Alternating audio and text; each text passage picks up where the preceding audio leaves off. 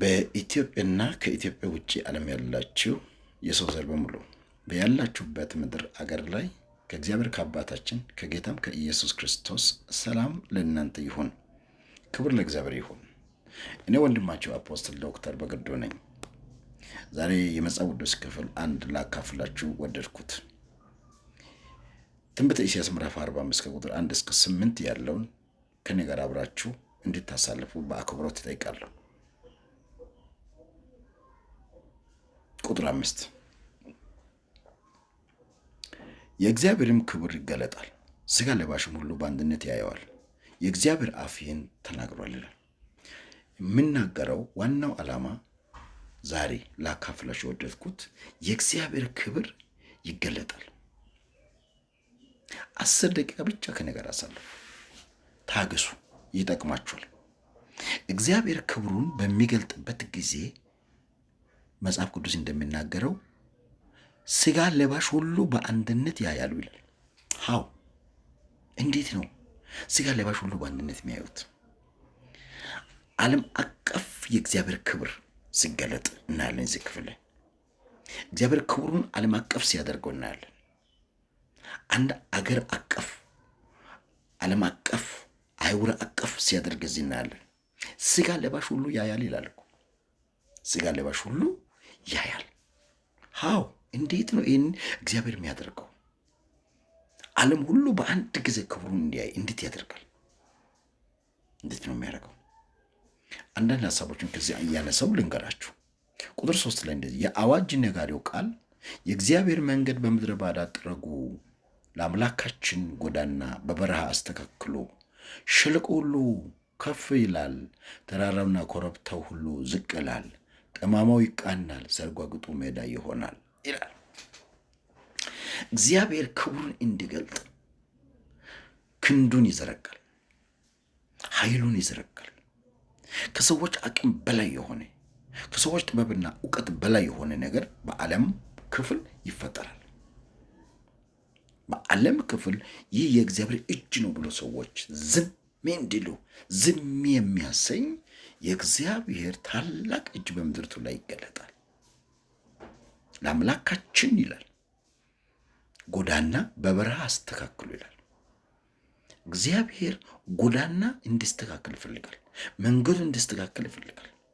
የሰው ሕይወት እንዲስተካከል ይፈልጋል። እግዚአብሔር የወንዶቹን ሕይወት፣ የሴቶቹን ሕይወት፣ የተማሩትን ሕይወት፣ ያልተማሩትን ሕይወት እግዚአብሔር እንዲስተካከል ይፈልጋል። እንዲስተካከል ይፈልጋል። እግዚአብሔር እያንዳንዱን ሰውን ይፈልጋል። የእግዚአብሔር ክብር መገለጫ እንዲሆን ይፈልጋል። ስለዚህ ተራራማው ኮረብታው ይላል፣ ሸለቆው ከፍ ከፍ ይላል፣ ኮረብታው ዝቅ ይላል፣ ጠማማው ይቃናል ይላል። እጁን በሚዘረጋበት ጊዜ እግዚአብሔር እጁን በሚዘረጋበት ጊዜ ሰዎች ወደቁ፣ ጠፉ የተባሉ ሰዎች ይነሳሉ። ሰዎች ደግሞ ከፍ ብሏሉ፣ ዝናቸው በዓለም ላይ ታውቋል የተባሉ ሰዎች ዝቅ ይላሉ፣ አገሮች ዝቅ ይላሉ። እግዚአብሔር አሁን ዛሬ ዓለም ምድር ሁሉ የሚፈራቸው አገሮች አሉ። በኒውክሌር ቦምብ የሚያስፈሩ አገሮች አሉ። ዘመናዊ መሳሪያ ባፈሯቸው የሚተማመኑ አሉ። በእውቀታቸውና በጥበባቸው የሚተማመኑ ሰዎች አሉ። እነዚያ ሰዎች ከአቅማቸው በላይ፣ ከእውቀታቸው በላይ፣ ከጥበባቸው በላይ የሆነ ዓለም አቀፍ የሆነ እግዚአብሔር ከፍተኛ የእጁን ስራ በሚገልጥበት ጊዜ ሰዎቹ ክብሩን ለእግዚአብሔር ይሰጣሉ። ክብሩን ለእግዚአብሔር ይሰጣሉ። ይህ የእግዚአብሔር እጅ ነው ማለት ይጀምራሉ። ለምሳሌ ወረርሽኝ በሽታ ምንድነው ልትሉ ትችላላችሁ። ከአቅም በላይ ይሆናል። አንዳንድ ወቅት ላይ እግዚአብሔር የሰው ልጅን ለመፈተንና ክብሩን እንዲሰጠው ሲፈልግ ሰው ሁሉ ወደ ራሱ፣ ልቡ ሁሉ ወደ እግዚአብሔር፣ ሥጋ ለባሽ ሁሉ ወደ እግዚአብሔር እንዲመለስ ሲፈልግ ከዶክተሮቹ ከፕሮፌሰሮቹ አቅም በላይ የሆነ ከአቅማቸው በላይ የሆነ ወረርሽኝ፣ የበሽታ ወረርሽኝ ይለቃል። ኮሮና ኮቪድ-19 ለምሳሌ ባለፈው የመጣ ጊዜ አሉ የሚባሉ ሀያላን አገሮች ሬሳቸውን እንኳን ለመቅበር ካለ መቻላቸው የተነሳ በዶዘር እያስቆፈሩ ሲቀብሩ ነበሩት አይደለም እንዴ? ቤተ ዘመድ ለቅሶ ላይ ሰው እንዳይቀመጥ ተደርጓል አይደለም እንዴ? ሰው ወደ ቤቱ እንዳይገባ ተደርጓል አይደለም እንዴ? ሚስቱ ከባሏ ጋር፣ ባል ከሚስቱ ጋር እንዳይተኙ ነው የተደረገው አይደለም እንዴ? ልጆችና ወላጆቹ እንዳይገናኙ፣ ሰላምታ እንዳይጨባበጡ የሰው ልጅ ተባባለ አይደለም እንዴ? በዛን ጊዜ ከአቅም በላይ የሆነ መከራ፣ ከአቅም በላይ የሆነ በሽታ በዓለም ላይ በአንድ ጊዜ በሚመጣበት ጊዜ ሰው ሁሉ ክብሩን ለእግዚአብሔር ይሰጣል። ስለዚህ መንገዱን ለእግዚአብሔር አቅኑ ይላል መጽሐፍ ቅዱስ። ልባችሁን ለእግዚአብሔር አቅኑ ይላል።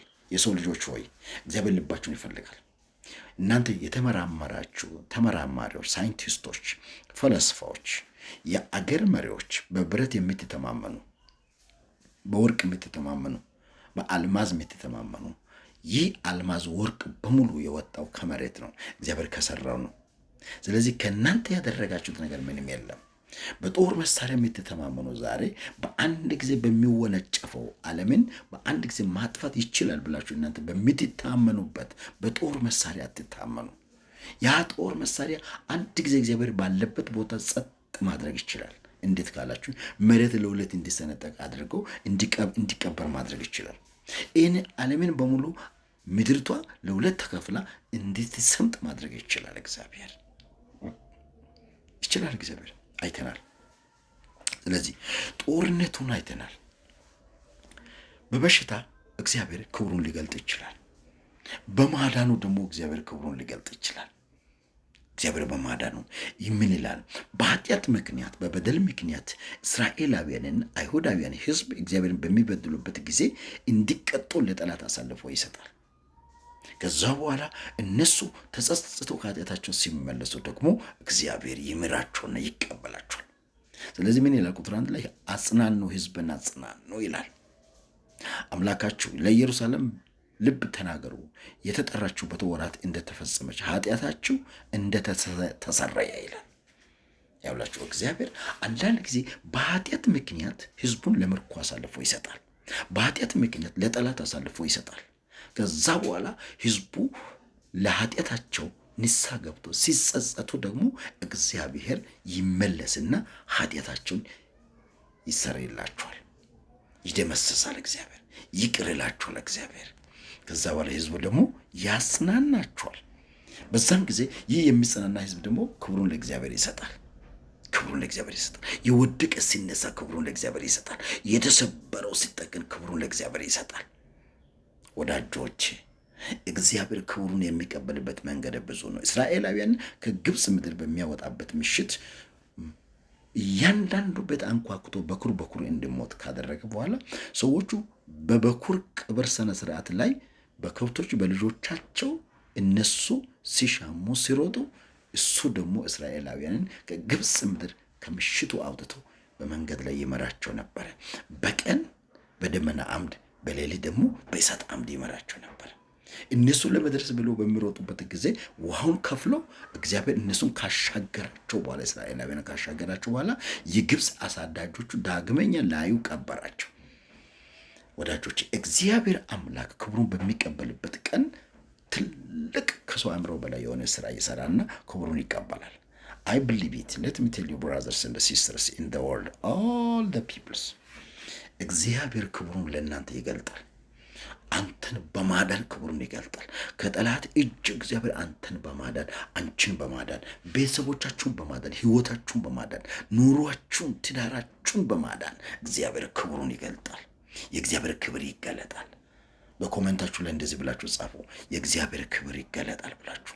በየትም ኑሩ፣ በኢትዮጵያም ኑሩ፣ በአፍሪካም ኑሩ፣ በተለያዩ ዓለም ክፍሎች ኑሩ፣ እግዚአብሔር ባላችሁበት ምድር ላይ ክብሩን ይገልጣል። ምናልባት የእግዚአብሔር ኃይል በሚገለጥበት ጊዜ ተራሮቹ ኮረብቶቹ በሙሉ ዝቅ ይላሉ። በእናንተ ላይ ከፍ ያሉ በኑሯችሁ ላይ ከፍ ብሎ የሚታዩ ነገሮች ከአቅማችሁ በላይ ነው ብላችሁ እናንተ የምትፈሩት ነገር በሙሉ ከእግዚአብሔር ኃይል የተነሳ ዝቅ ይላል። ጠማማው ይቃናል፣ ሰርጓጉጡ ሜዳ ይሆናል። እግዚአብሔር ጠማሙን ያቃናል፣ ሰርጓጉጡ ሜዳ ያደርጋል፣ ክብሩን ይገልጣል። አመን ብላችሁ ተቀበሉ። ለአንተ ክብሩ ይገለጥ፣ የእግዚአብሔር ክብር ለአንቺ ይገለጥ። በኢየሱስ ክርስቶስ ስም የእግዚአብሔር ክብር ይገለጣል። እንደዚህ ብላችሁ በኮመንታችሁ ላይ ጻፉ። እኔ ወንድማችሁ አፖስትል ዶክተር በግዱ ነኝ። የእግዚአብሔር ክብር ይገለጣል ብላችሁ ጻፉ። ተባረኩልኝ። እወዳችኋለሁ።